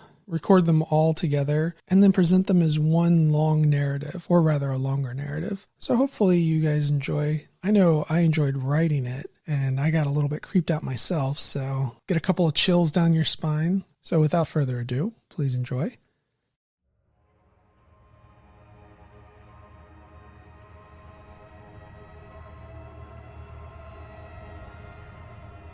Nightmares and Realmscapes. My pa used to tell us this story all the time when we was kids. It were about his grandpa, and it happened during the summer or winter. What's that? Jolie asked. One day, after we finished planting, it all turned cold. It were spring before this, but after, well, the next day we just needed a jacket again. At first, the town thought we'd guessed all bad, and this was just a late front. Then days turned into weeks. We shivered inside our houses. Ain't no firewood laid up on account of the winter was too harsh. We started burning everything we had to stay warm. Did you burn your bed frame? That was Jerry Lee. No, dummy. That thing got coated in wax not too long ago. Besides, what are we going to sleep on if our beds burn? As if Tom had a valid point, Jerry Lee sat back and poked at the green-yellow flames of the fire. That weren't the worst of it, though, Tom continued.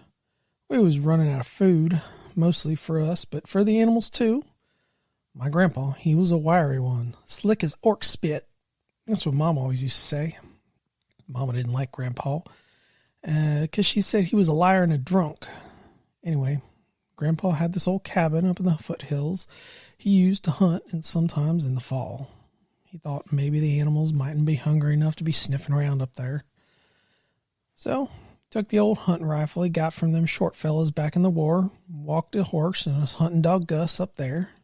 He said it was a nasty couple of hours on account of the snow. And by the time he got up there, that wind was blowing and that snow was a-coming.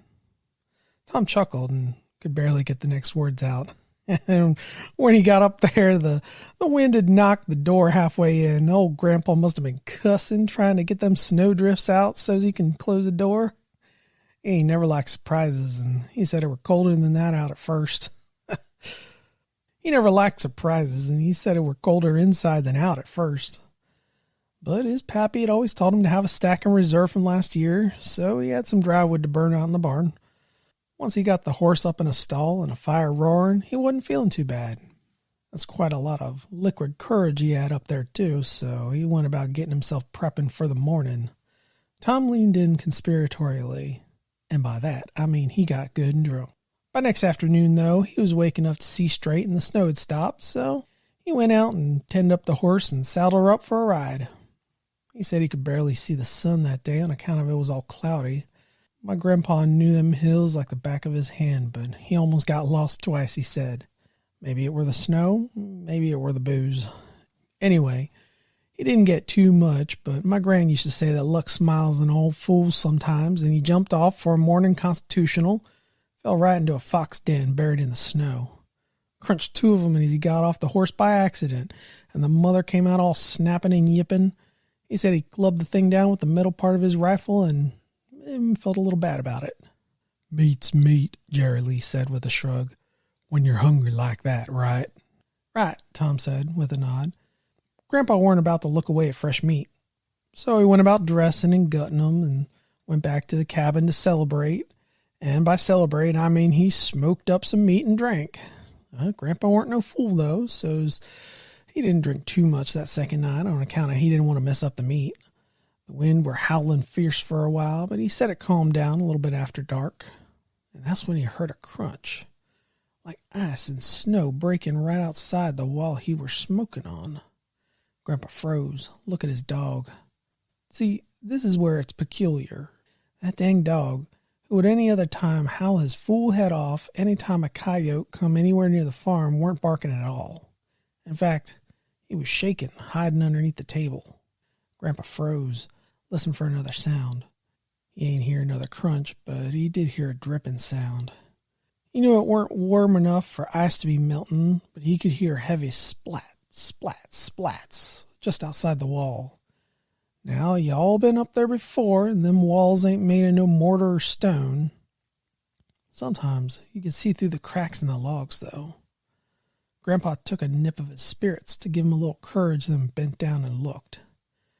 He couldn't see much, given it was full dark, but he said he could see the shadow of something tearing off into the wood. He thought maybe it were one of them grizzlies, coming down after smelling what he was cooking up. The whole rest of the night, though, kept his rifle near. Must have spooked him, because he dragged the table out in front of the door. He said it were just in case the door blew open again. Tom cocked his head to one side and pursed his lips in a gesture that said he knew better. The next day, went around to that side of the wall, and there was a bunch of frozen blood all over the place. Some on the wall, too. He thought maybe some animal had gotten injured and come to the warmth of the wall, so he took old Gus and did a little tracking and left the horse back to rest for the day. He said he lost the trail after a bit and the blood disappeared, but Gus took him a few hours out to where a big old deer lay on its side, had antlers the size of tree branches, with a bunch broken off and long scratches down its hide. Grandpa said something had bit into its neck and damn near cut the thing in two. But meat's meat, so Grandpa dragged it back to the cabin. It had frozen outside during the night, so he had to thaw it out a little before he could get to work on it. Before long, he was salting and smoking up the venison. That third night, maybe he did a little too much celebrating. Not so much that he ruined the meat, but he was singing some bawdy song from Shoremere about lady and a ship and a bottle when he heard it again. This time, it weren't no single crunch. Sounded like something was slapping the snow outside, breaking off the thin layers of ice on top and running around the cabin. Grandpa froze and listened. Outside, he could hear that horrible drip sound again. Blood, he thought, and thought that were just the drink talking. Then he heard a snapping sound like bone crunching and meat tearing. His hand shook as he grabbed the rifle, and he instantly felt a bit more sober. He made to bend over, take a look at the crack in the logs. As he did, 2 red-stained fingernails came through the crack. He jumped back and fell over the table behind him. Whatever it was scratched the wood outside and slammed against the wall. Whole cabin shook, and Grandpa cursed. "Y'all get out of here afore I blast you," Grandpa yelled at it. But he also peed himself. He said it were the drink getting the better of him, but I reckon he was just scared. Old Grandpa tried to think of how long that animal's nails would have to be to go through the crack and have 2 inches besides. Long. He looked at the bloody smear near the crack, which had widened to almost a ½ inch as the thing's claws had drawn back. He could see something out there, and he could hear crunching from the ice and the snow. He didn't sleep a wink that night, so he said. He didn't drink any more neither, but I think that might be a lie too. He said he was waiting till full light afore he went out, looked through all the cracks, but didn't see nothing. As Grandpa walked outside and looked at the wall, his fear and hesitation turned to anger. His old mare was propped up against the logs. She was a bloody mess, with her guts all out and her head cut near clean off. Something had gouged huge holes in her side. Both her eyes were missing. Must have been a grizzly, Grandpa said. Must have been a big grizzly. He spent the rest of that day saving what meat he could from the horse and salting it, but most of it was ruined from what that animal had done. He cursed and drank the whole time, and eventually a pounding head and exhaustion from the night led him to a wee nap before mid-afternoon. Well, if you had had one of them naps before, you know it ain't no good for you. You wake up all half-rested. Even worse, it were full dark before Grandpa woke. The fire had burned itself out, and he hadn't lit another one in the lamps earlier. He heard a wheeze and a scratching sound around the wall outside. Again, he heard the splattering of whatever it was out there. His head swam and pounded as he struggled out of bed, and he banged his shin on the frame of the bed. Remember, it was full dark out there. Dark inside, too. A low moan escaped his mouth, and the pain cleared his head for an instant. It were in that time that he heard the sounds stop completely. He froze, wincing against the fresh pain of his shin while he listened. Then he heard something inside the room. Splat, splat, dripping to the right. His hands shook as he tried to find his way to the door that led from the small bedroom to the main room. Behind him, he heard a floorboard creak as something heavy dropped onto it, and he ran for the half-seen doorway. His shoulder caught the door, and the doorknob slammed into his side, knocking him down as something snapped at the air behind him. He felt something cold and wet drip into his face. It smelled like a corpse, and the fetid drips of half-coagulated blood that dripped into his mouth made him roll over and gag. The claw that would have disemboweled him raked across his back, and he screamed, scrambling backwards and somehow dragging the door to the room shut with him. His shirt lay in tatters across a back that was now on fire. He slipped and scrambled on all fours in his own blood, and as something slammed against the door, it shuddered in its frame. The whole cabin shook. Grandpa crawled over to the smoking embers of the fireplace and blew on them frantically. Mercifully, they rekindled, and in the low light he saw the knob turning on the door 10 feet from him. It jerked and turned, caught, and turned again. Grandpa moaned as the door creaked open. He could barely see the outline of the thing that was walking on clawed hands. Its mouth opened, and a long tongue tasted the air. It hissed in his direction, showing rows of teeth. It had no eyes, but he could see its bloody guts dripping onto the floor. As the fire dimmed, it scratched and dripped its way across the floor in ungainly jerks. He turned to blow once again on the fading embers, but by that time it was already on him. Jerry Lee leaned forward. And then what? Jerry's face was missing an ear and had a long, ugly scar running down the right side. What happened? He blinked. What do you think happened? Jolie said in a no-nonsense tone. She made a choking gesture at her neck. Really? Jerry Lee said. He was frowning now. How'd you know? Tom shrugged. My Grams found him with his neck all twisted up. I want to go next, Jerry Lee said. He was putting one finger through the ragged holes in his rough spun shirt, as though he were trying to make them wider. Doing so made the chains around his wrists jangle together. Stop it, Jolie said. I hate that noise. Jerry Lee stopped fidgeting. He looked into the dancing yellow-green glow of their fire. This were long ago, he said. Reckon about 100 years or so. Folk of Burnwood all were set to have their fall burning. That's on account of where the name came from, see? In the fall, they burn everything they could in the town. Wood, extra crops, old animals, even people. Some purifying ritual or something, I don't know. Anyway, they always spread their ashes everywhere. On the fields, in the grass, even outside of their house. One woman, named Mary, didn't on account of she lost her husband a few days ago. Hid him away in her house and didn't burn his clothes or nothing. She did tell them all that she'd put him in with the rest of the pile to be burned, but she didn't. Why not? Tom asked. Jerry Lee's brows furled up and his cheek twitched. I don't know, man. Why do people do anything? Tom sat back again, quiet. He chewed on one lip as though he wanted to say something else, and Jerry Lee shot him a warning glare. As I was saying, she hit him. See, she thought he was going to come back if and she put some of those ashes on him, like how the crops come back every year when they did the same. She turned up at the fire, and folk left her alone and let her leave early with a bucket of ashes on account of her husband dying so near to the festivities. She went back to her house and cried and prayed. She put them ashes all over him and held him, stinking and all. It were a long time into the morning afore she fell asleep. She had the worst dreams of her life being chased by fire. What woke her up, though, was him moving around, jerking and kicking. Mary had ashes in her eyes and all over, so she barely saw him getting to his feet. His breath came in ragged little gasps, like he didn't get much air or something. He still had that big old corpse belly, though, all swollen and stinking. One should know it. The first thing to come out of his mouth at Mary was a long groan that sounded like, "Why?"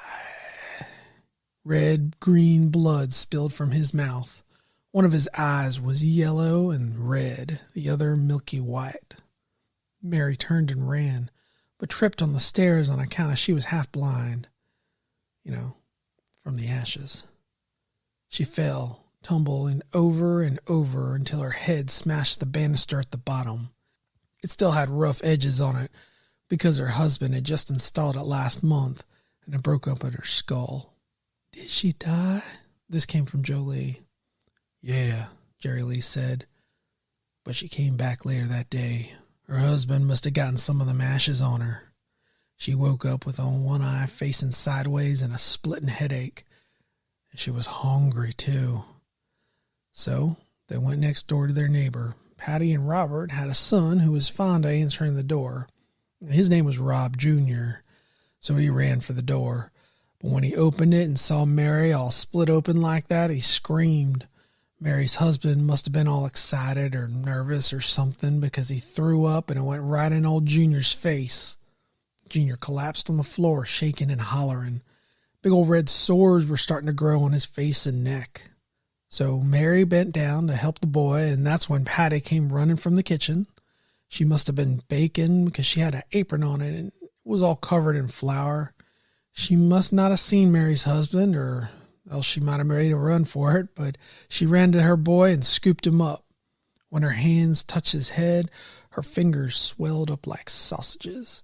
She screamed and looked at him, oozing clear oil. Her wedding ring burst off her finger and went shooting up, tearing into and piercing her cheek. Her face swelled until her lips were pursed and she couldn't scream anymore. Only problem was, It were a small town, and them screams drew in folk. A half dozen showed up to try to help. One got too close, and when Patty's fingernail popped off, it caught him in the throat. He gasped and choked, then rolled to the floor, green and yellow leaking from his lips and nose. His ears became beet red, and he pulled at them with his hands until one came off. It got bad, Jerry Lee said. It got so bad that half the town came and, with one thing or another. Worst part is, nobody died from it. They all just screamed or walked around in a daze. One woman got a fever so high her blood boiled her from the inside and her eyes caught fire. Burned all her hair off and turned her skin black as coal. One guy had his skin melt off like it were a wax candle, and he just walked around, bleeding everywhere.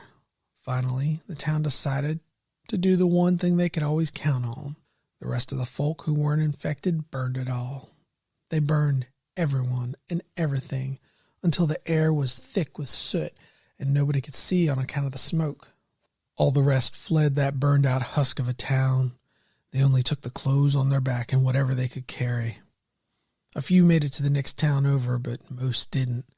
They were covered in ash and crazy almost to a person. It weren't until the people of Iron Grip Ledge started helping them in, they noticed the red spots underneath all the grime and soot.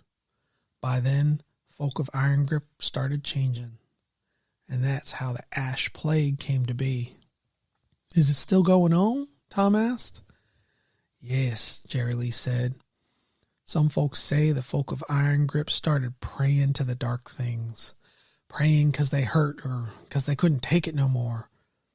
Folks say something nasty took notice and trapped their souls inside their rotting and diseased bodies. Alls I know is, them towns is lost now and nobody goes near. Ash in the air, see? From all the burning. Some people must have died, Jolie insisted. Else, how would anybody know? Jerry Lee shrugged. He looked uncomfortable. One of his hands tugged at his remaining ear. Yeah, some. Jolie's back straightened and she cleared her throat.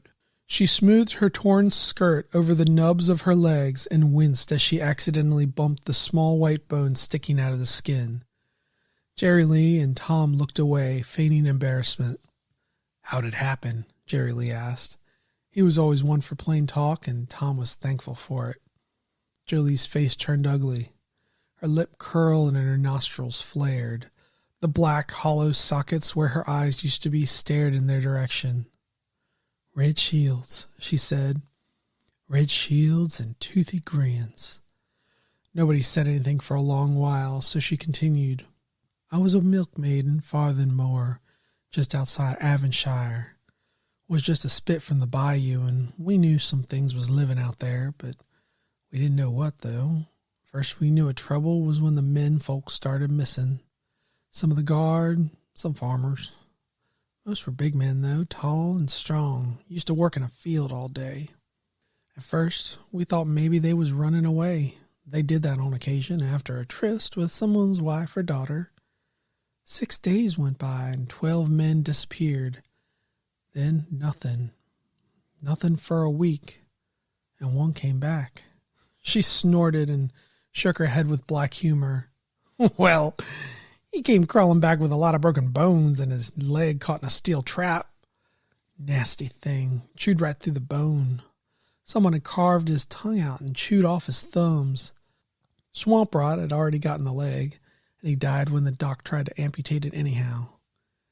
The elders had a meeting. We traveled around the town in 2s and 3s after that. There were curfews, and I don't know how many folk respected it.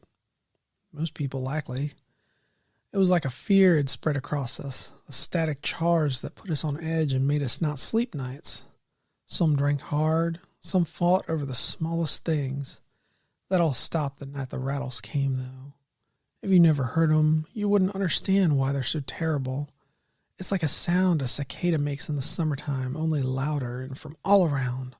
Being inside barely muffled the sound, and it was summer anyhow, so nobody closed up the house at night for the weather. You couldn't sleep through it. It got into your teeth, buzzing and humming. Your head thumped to a counterbeat to it. It just made it worse.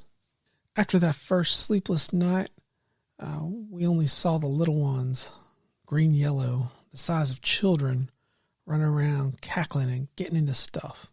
They soiled the food and painted the walls with foul-smelling brown smears.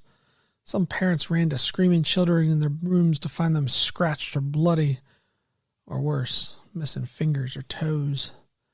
Families huddled together, and anyone who was scratched or bit, swamp rot appeared quick after. A low moan escaped her, and she rocked gently back and forth. My boy, Jolene said. They didn't scratch him or bite him. They took him right out of his room through the window, stole him out into the night. She hunched over, looking defeated. I looked for him, and damn the darkness, and damn the curfew. I followed that blood and looked. One of them found me and bit me on the calf when I turned a corner. I screamed as part of my leg came off in a ragged tear, but I was so mad I knocked it with the mallet I had grabbed for helping shoe the horses. It was the size of my boy, but it weren't him. It was all yellow-green, and its skin was paper-thin. Had a big old nose, long and jagged, rows and rows of teeth, biggest ears you'd ever seen. I gasped and lay there in the street. A chunk tore out of my calf while it flailed about with a broken back. It howled and screamed while I held one hand over the shredded muscle. I could see more, not coming close, but trying to hide in the shadows of a barn. I couldn't imagine what they did to the cows in there. My leg hurt and my head spun, and all the anger drained out of me with my blood. I was hot, sweaty, scared, and dirty. I just wanted to get out. Something bad was happening in my town, and I needed to get out. So I ran. Small, hiccuping sobs came from her, and she clutched her skirts with the ruins of her nubless fingers. I just ran as the first lights came over the horizon, and the big ones came into play. It weren't just butchery. The screams went on for long, long after that. They went house to house and had their fun. I barely made it a mile outside of town before they caught up with me. They were slick, hunched brutes, slimy from the swamp maybe. They had mottled green skin, liver spotted with ticks and leeches. Some had swamp grass covering them like hair. Or maybe it grew out of them, I don't know. Hunchbacks, every one. All of them had them red shields, grinning their toothy grins. They dragged their nasty knives across the teeth of the shields, and the sound it made up close was magnified from what it was. It buzzed in my wound on my leg, and it tore it open. I tried to run, and one of them got me with a catch pole around the throat. I tried grabbing it, but vicious barbs alongside the outside of the catch tore my palms. I screamed as they dragged me back the whole mile. There weren't no skin left on my hands by that time. Something tore into my throat just as they started in on my legs. She winced again and touched the nub of bone sticking out of a white-green leg. Jolie had no thumbs, and the rest of what remained of her fingers bent backward instead of forward. I can still hear that rattle, you know, in my hands, in my legs. Why do my legs hurt when they ain't even here no more? How do the bones ache like a sore tooth in winter? She asked. They looked up as one, as the green-yellow light of their fire coalesced around a vaguely humanoid shape. It choked and gargled on the rope tied around its throat, leaning forward. A rough mask over its head muffled its gasps. The light lay at the end of a ghost-green gibbet, pulling the figure to the north. Tom was the first to follow, his half-eating visage trailing viscera and leaving small trails of frostbite on the ground. Jerry Lee wailed and tore at his missing ear, leaking ethereal trails of bloody pus on the ground behind him as he rattled his silver chains. Jolie collapsed on the twice-cursed ground. The chains around her neck dragged her behind them, but she crawled with broken spectral fingers toward the flickering light. The ground thrummed as she scratched and clawed. She heard a child's screams, and her abused vocal cords could not even cry out to a name she did not remember. She saw nothing through the dark holes where her eyes had been burned out, but in her mind's eye she saw smears of blood on the ground and followed them. The chain rasp horde was on the move once more.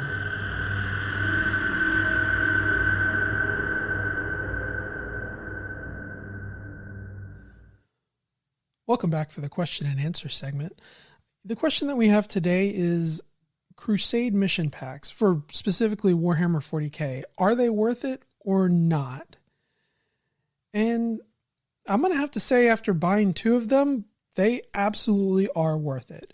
I would say a lot of people say, oh, well, you should only buy 1 for your gaming group. Like, you know, if you have 5 or 6 people, then one person buys the thing and then you all kind of share it. And I do agree with that, but I'll tell you where you might actually get a bunch of use out of this thing. The first thing, obviously there's like a campaign that centers around 2 protagonists, 1 antagonist, 1 protagonist. And the ones that I have, I've got the Beyond the Veil mission pack, and I've got the latest one to come out with the Admech and Adeptus Sororitas. I can't really remember what it's called. They do have a little bit of an expansion in each of them for like your agendas and some relics and some battle traits for Crusade, which I think really injects a lot of kind of necessary freshness into a Crusade. It injects a little bit of freshness into it. It kind of gives a certain whomever the antagonist or protagonist, in this case would be like the Necrons, they got, a bunch of new battle traits, new relics, new just everything that you could think of for wanting to refresh yourself. And I feel like they could do this for the other races for that don't have their battle tome yet. And it's been a year and maybe a year and a half now. And you can imagine some races have been waiting for a long time. Like, wouldn't it be neat if Tau got a Crusade, maybe a couple of months or maybe even a year before they got their battle tome, just so that way they had some extra Crusade bits to, make them feel better about themselves. I know Tau are in a pretty hard spot right now, but I still think it would make them better to play. It would make them more fun because, if you can't play to win, or if it's hard to play to win, then at least you can play toward the Crusade, right? If you're like a Tau player. And I feel like if Tau just had one of these, they would be able to really, really kind of get into the groove, and maybe they might actually get, some more sales in that department. I don't know what their sales looks like. I have no clue, but I can imagine that their sales might be up after they are featured in one of these, whereas previously people might look at them and say, well, they don't really have a new codex, and I don't know if I want to get into that. But what I really like about them are the missions. And they have so many missions. They've got 6 missions for combat patrol, 6 missions for incursion, which is kind of more like the 1,000 points or like 50 power level-ish kind of thing. And then you've got 6 missions at Strike Force, which is sort of between 75 to 99 power level. And then they've got 6 missions for Onslaught, which is sort of big battles or very large battles. And that is a lot of missions. If you think about it, that's 24 missions that are all centered around a campaign that you can play, which means that you don't have to sit down to the campaign and say, oh, well, we have to play these 6 missions because that's what the campaign has and that's all there is. There's 24 of them and they're all laid out and all their maps are laid out and everything. So all you have to do is say, okay, well, let's play 2 at Incursion, 2 at Strike Force, and 2 Onslaughts. And that'll be our campaign. And you don't have to pick the same ones each time. I really want this to be a thing for Age of Sigmar, because Age of Sigmar, amongst other things, it lacks in mission viability. So much so that in 3rd edition right now, we're actually rolling open play missions because we've played all the other missions. There's only for General's Handbook, there are 6 of them. And in the main rulebook, there are 6, and there's 6. So there's 18 right now. And we're July, August, September, October. We're 4 months out and we've played all of them. We've played all those missions, and sometimes we play them twice or 3 times. And now we're like, oh, well, I guess we have to make up our own missions, but our pocketbooks are open, right? We want something like this to inject 24 new missions into the Age of Sigmar sort of revelry. And I feel like they could use it to shake up the meta a little bit. If you think about it, some of the, monster heavy lists are good, and especially with the, whole Gur-centric theme, and people who take lists that kill monsters are pretty good because, you get points for that. They could shake it up a little bit. Like when I was playing Night Haunt this last time, I didn't necessarily feel, what's the word? I didn't feel like I was hampered by Night Haunt not being able to use certain abilities, but I did feel like there was a part of the game that I didn't play with. Like there was a part of the game that they just said, you will not play with these bonuses or these fun little things. You will not have these choices to make. I mean, I guess that makes my choice easy, but at the same time, it makes it a little bit more difficult for somebody to enjoy Night Haunt and 3rd edition. Because when you think about how everything now gives you +1 save, and Night Haunt just can't have it. So there's no more casting Mystic Shield on yourself. There's no more you didn't get in cover anyway before this, but you can't use cover at all. You just kind of ignore it.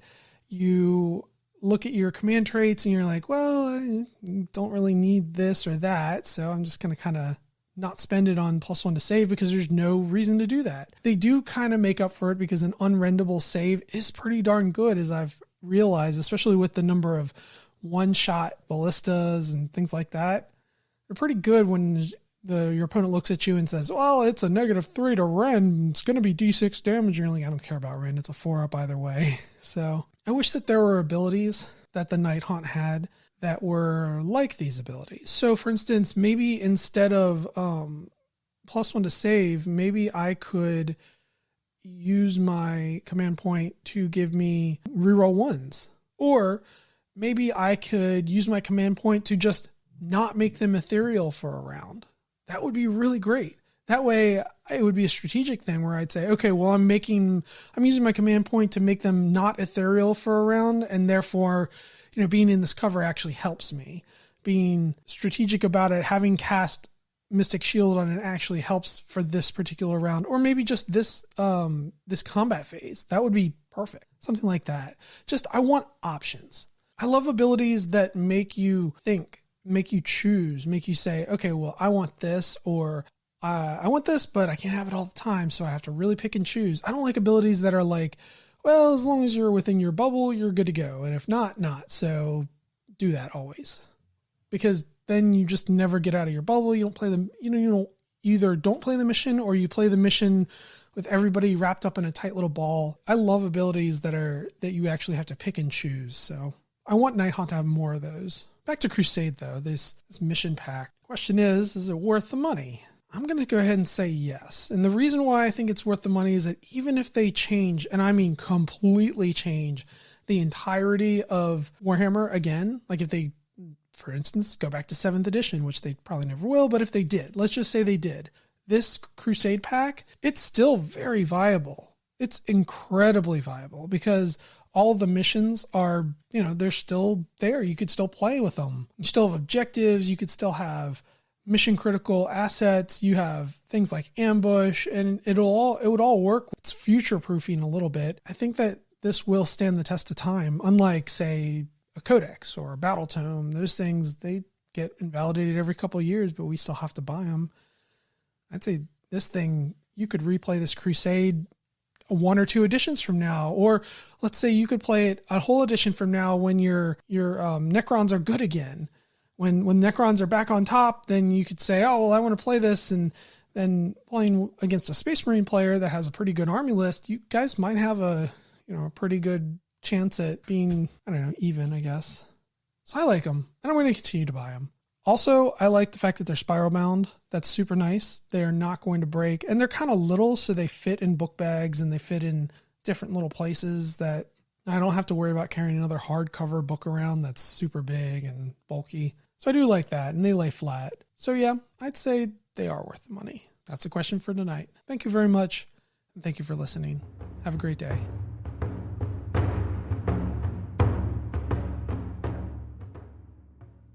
Thank you for listening to Seriously Narrative, a Warhammer podcast.